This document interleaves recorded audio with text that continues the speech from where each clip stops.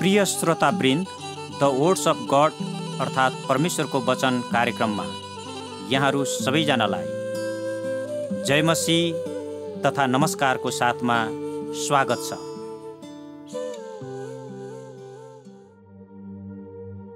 परमेश्वरको प्रतिज्ञामा आनन्द भजन सङ्ग्रह 119 को 162।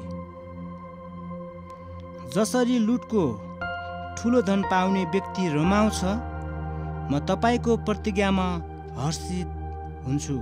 भजन सङ्ग्रहका लेखकले परमेश्वरका प्रतिज्ञाहरूमा अपार आनन्द महसुस गर्छन्। जस्तै कसैले युद्धबाट ठुलो खजना फेला पारेको। यो आनन्दलाई युद्धको लुटको सामान दाबी गर्ने सिपाहीको उत्साहसँग तुलना गरिएको छ, जसले विजय र परमेश्वरको वचनमा पाइने अपार आनन्द र समृद्धि दुवैलाई जनाउँछ।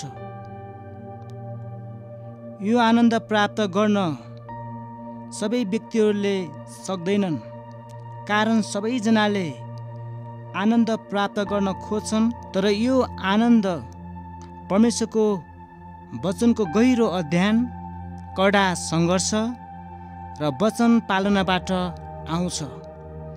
परमेश्वरको वचन बुझ्न कतिपल्ट गाह्रो हुन्छ, तर जब वचनको प्रकाश पाउँछौँ, त्यसले तपाईँको हृदय आनन्दित पार्छ र संसारमा पाइने खुसी भन्दा उहाँको आनन्द धेरै मूल्यवान छ। संसारका सबै थोकहरू क्षणिक छन्। तपाईँले मूल्यवान ठानेका हरेक चिज वस्तुले तपाईँलाई आनन्द दिँदैन, क्षणिक खुसी मात्र हुन सक्छ। यस संसारमा तपाईँले धेरै परिस्थितिहरू सामना गर्नुपर्छ, कहिले खुसी त कहिले पीडा।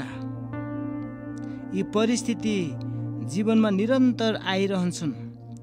के तपाईँ सधैँ आनन्दित हुनुहुन्छ? यदि सधैँ आनन्दित बन्न चाहनुहुन्छ भने आज तपाईँलाई वचनले उत्साह दिँदछ। आनन्द संसारमा छैन। संसारका सबै थोक क्षणिक छन्। साँचो आनन्दको स्रोत परमेश्वर हुनुहुन्छ। कारण आनन्दको परमेश्वर हुनुहुन्छ। उहाँको वचनलाई थाहा गर्ने र जीवनमा लागू गर्न थाल्यौँ भने हामी आनन्दित बन्छौँ। आमेन।